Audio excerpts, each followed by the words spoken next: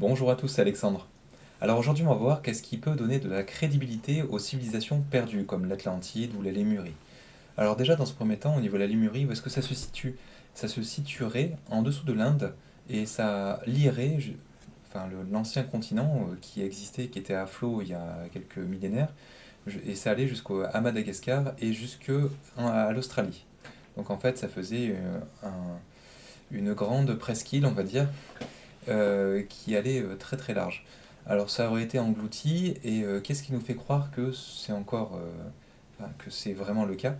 Alors tout simplement parce qu'en fait il y a des pêcheurs qui vont régulièrement pêcher au niveau de certaines côtes, donc au-delà de l'Inde, et qui se plaignaient justement de tout un crochet des filets sur des structures de civilisations disparues, et aussi sur des statues. Donc c'est pour ça qu'il y a eu des plongeurs qui sont allés vérifier, et effectivement ils ont bien trouvé qu'il y avait des civilisations perdues au large de l'Inde, et encore, ils sont pas allés très profond. Ils sont allés juste dans les 5 10 premiers mètres de profondeur. Après, ce qui a été vraiment flagrant à ce niveau-là, c'est lorsqu'il y a eu un tsunami en 2004 où l'eau s'est retirée pendant quelques minutes. Et là, à la stupeur des gens, ils ont pu voir effectivement qu'il y avait bien des vestiges du passé qui étaient présents sous l'eau et qu'ils ont pu filmer et photographier. Alors, on aurait traversé un épisode glaciaire il y a environ 12 000 ans et qui aurait duré à peu près 1500 ans. Donc, c'est ce qu'on appelle l'ère du Drias. Et donc, à cette période-là, on avait du coup les pôles nord et pôle sud qui avaient beaucoup de glace et donc qui savaient retenir du coup les neiges et du coup qui concentraient, on va dire, toute l'eau de la planète, principalement au niveau du nord et du sud de la planète Terre. Et ce qui laissait du coup une possibilité d'avoir des îles et de l'eau au centre de la planète, et qui permettait aussi d'avoir un niveau d'eau au niveau des océans qui était beaucoup plus bas. C'est ce qui expliquerait que lorsqu'il y a eu cette fonte justement glaciaire il y a environ 12 000 ans, que justement le niveau de l'eau est fortement remonté. C'est estimé par nos scientifiques à une remontée de 120 mètres de hauteur au niveau de nos océans. Donc c'est ce qui expliquerait potentiellement qu'il y ait des civilisations qui aient été englouties à un moment donné et qui seraient actuellement sous l'eau. Alors je parle des vestiges du passé bien sûr. Alors dans les autres indices qui sont à notre disposition, on a notamment retrouvé une machine qui a été construite à la période de moins 250 avant Jésus-Christ, qui s'appelle le mécanisme denticitaire, et qui, avec des technologies de pointe actuelles, ont pu mettre en évidence le fait que ces mécanismes aient bien représenté le système solaire qu'on connaît actuellement, pour connaître avec une grande précision exactement où se situait la Lune, etc. Enfin, et qui pouvait, à partir d'une position justement des différents astres, indiquer à quelle période on est, quel jour on est, enfin, vraiment de donner une date précise. Donc en fait, on a retrouvé un niveau de mécanisme vraiment très précis comme celui-ci, à peu près dans les années 1700 et quelques, hein, au XVIIIe siècle. Et du coup, en se penchant un petit peu sur le sujet, ça nous montre quoi? Ça nous montre ben, tout simplement qu'avec les guerres, avec le temps, ce genre de mécanismes disparaissent. Alors là, ce qui l'a maintenu dans le temps, c'est tout simplement le fait qu'il était sous l'eau. Les autres mécanismes, qui ne sont pas sous l'eau, tout simplement, en fait, ils ont été retrouvés et lors des différentes guerres, ils ont été fondus pour faire des armes, notamment. Ou ça peut être aussi fondu pour d'autres raisons.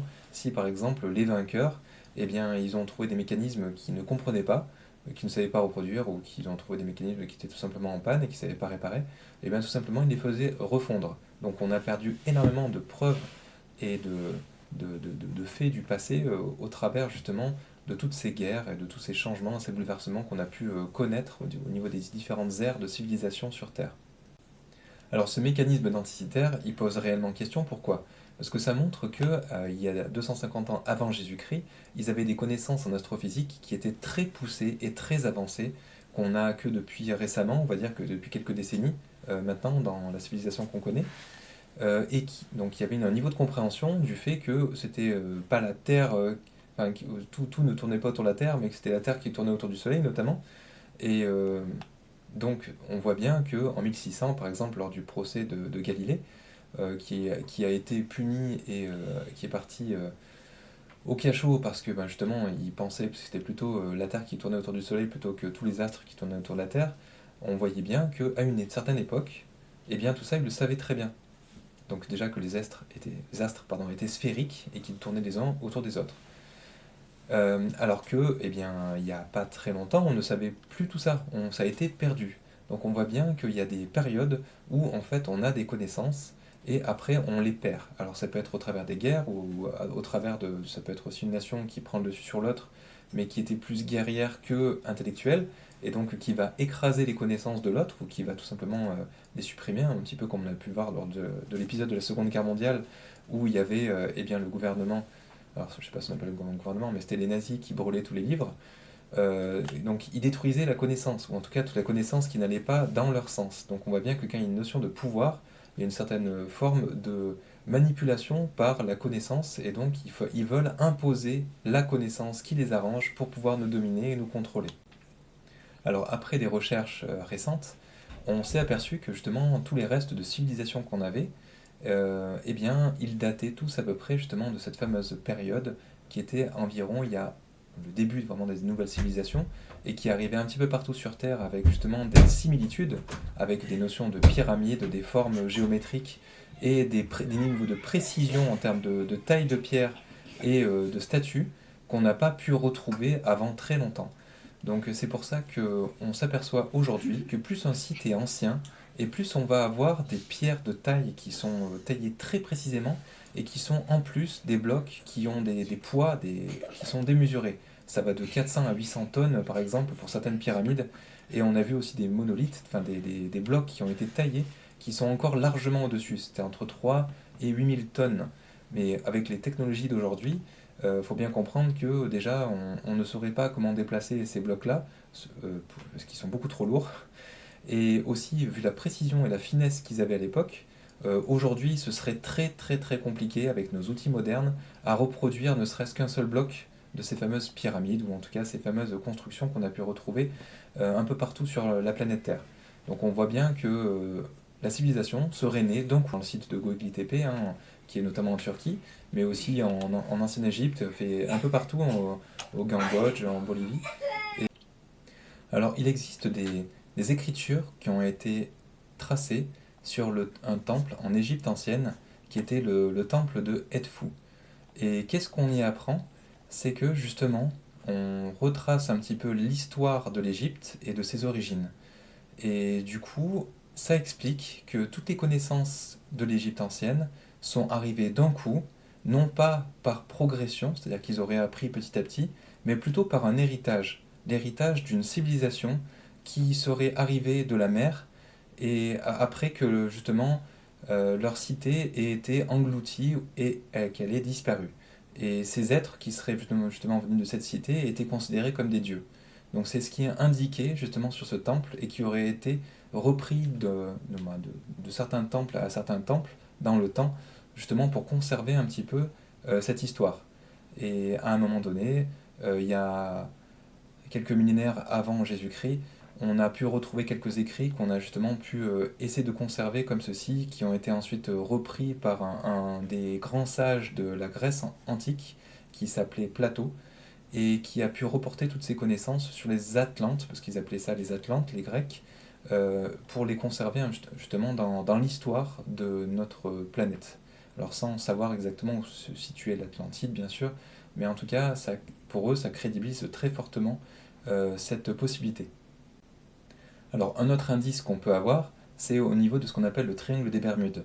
Donc si on lit notamment les tables d'émeraude de Thoth, c'est donc des textes très anciens qui viennent de l'Égypte ancienne et qui seraient justement la voix d'un des Atlantes qui a pu transmettre justement ses connaissances à son arrivée au peuple d'Égypte, donc il y a très longtemps, il y a 11 800 ans ou quelque chose comme ça. Eh bien, on peut retrouver des informations qui nous parlent de rites qu'ils pouvaient faire à un moment donné, les Atlantes, à un moment donné où leur civilisation aurait basculé dans des choses beaucoup plus sombres, dans la magie noire et dans des pactes avec des forces obscures. Et donc, ils auraient ouvert des portails vers des choses qui sont beaucoup plus basses en vibration, si on peut dire, et vers des mondes qui sont voilà, dangereux, on va dire, pour nous.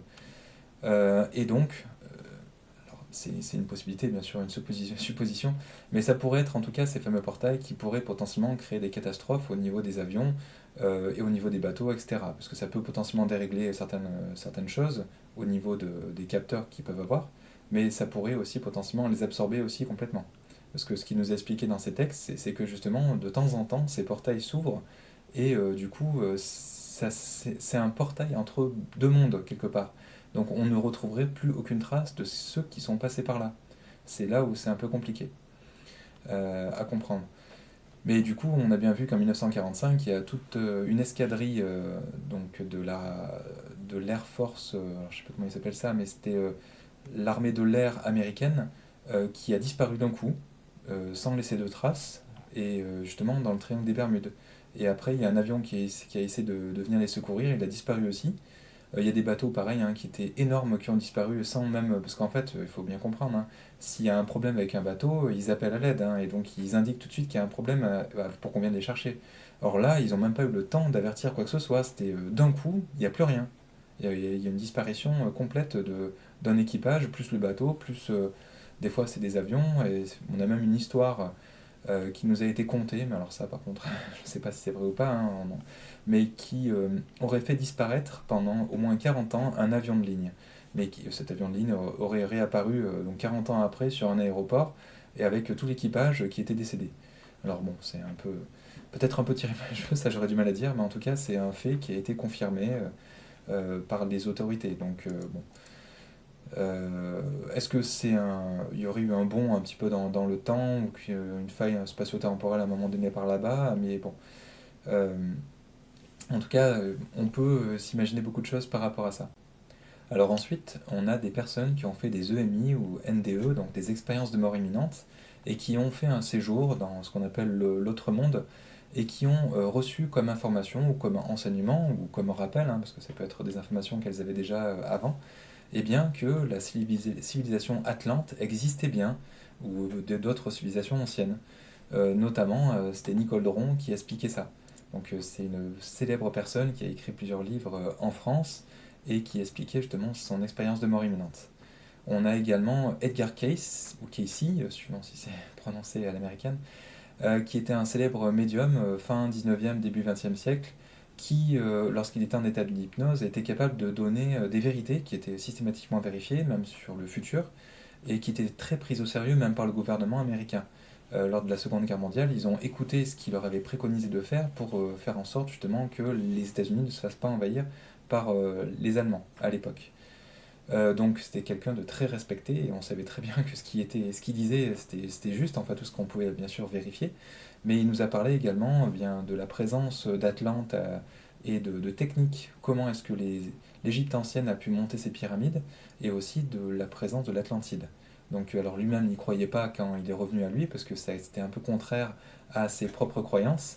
Mais en tout cas, c'est des informations qu'il a pu avoir dans un état second et qu'il a pu transmettre autour de lui.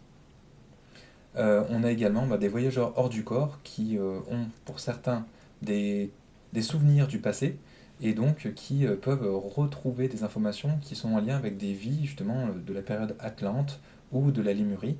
Donc là, je vous mettrai en lien dans le descriptif justement une vidéo où une personne qui a connu des Lémuriens à l'époque, alors je ne sais pas si on appelle ça comme ça, mais en tout cas sur le continent qui a disparu sous l'eau. Parce que du coup, à un moment donné, vu que l'eau est remontée de 120 mètres, et ben, du coup, c'est complètement fait engloutir, en tout cas pour la majeure partie de ce presque continent, hein, qui était vraiment très grand. Et du coup, eh bien, vous allez voir qu'il y a des personnes qui se souviennent de vies passées il y a très longtemps et qui parlent justement de ces civilisations.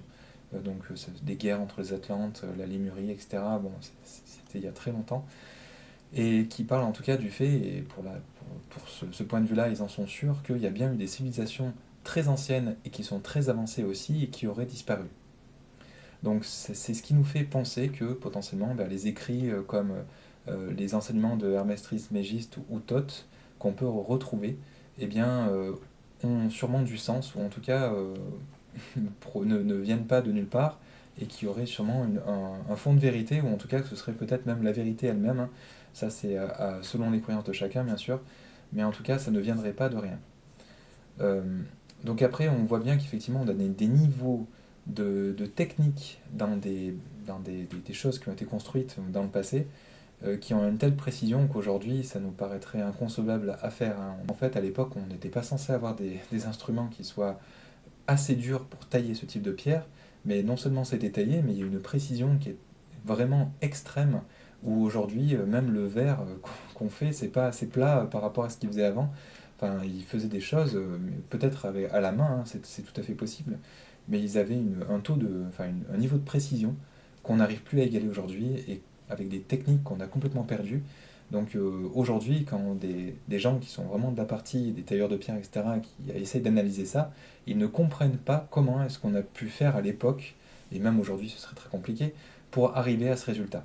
Ça prendrait un temps qui nous paraîtrait infini en tout cas, parce que ce serait très très long pour arriver à un résultat pareil. Donc on a eu des photos à un moment donné qui auraient été prises dans les fonds marins, justement au niveau du triangle des Bermudes, et qui auraient tendance à montrer que dans les fonds marins, on retrouve des formes de pyramides et même de certains sphinx. Alors je ne sais pas si c'est vraiment clairement visible, parce que je pense que dans les fonds marins, eh bien, il y a des formes de vie qui se sont créées et qui auront pu déformer ce qu'on peut y voir en tout cas. C'est sûrement peut-être un peu profond maintenant, mais en tout cas qui laisserait entendre un lien entre justement l'Atlantide, ces cités englouties, et l'ancienne Égypte. Et peut-être même les pyramides qu'on trouve en Inca, au Cambodge, enfin un peu partout dans le monde, et qui seraient arrivées il y a très longtemps, un peu partout, à peu près en même temps, on va dire, hein, avec peut-être à quelques intervalles près, mais en tout cas sur des bâtiments qui sont vraiment très anciens. Alors je vous mettrai en lien un reportage justement qui parlait de ça, c'est-à-dire tout ce que je suis en train de vous dire, et en partie, hein, parce que j'ai complété pas mal ces récits, mais en tout cas qui reprennent sous la forme d'un reportage tout ce que je viens de dire, et qui montre un petit peu le lien entre ces différentes civilisations qui sont très anciennes, et la période à partir de laquelle toutes ces civilisations sont apparues. Donc bah, merci de nous avoir suivis, merci de nous laisser un pouce bleu, et merci de vous abonner si vous voulez être informé de nos prochaines vidéos. A bientôt, au revoir.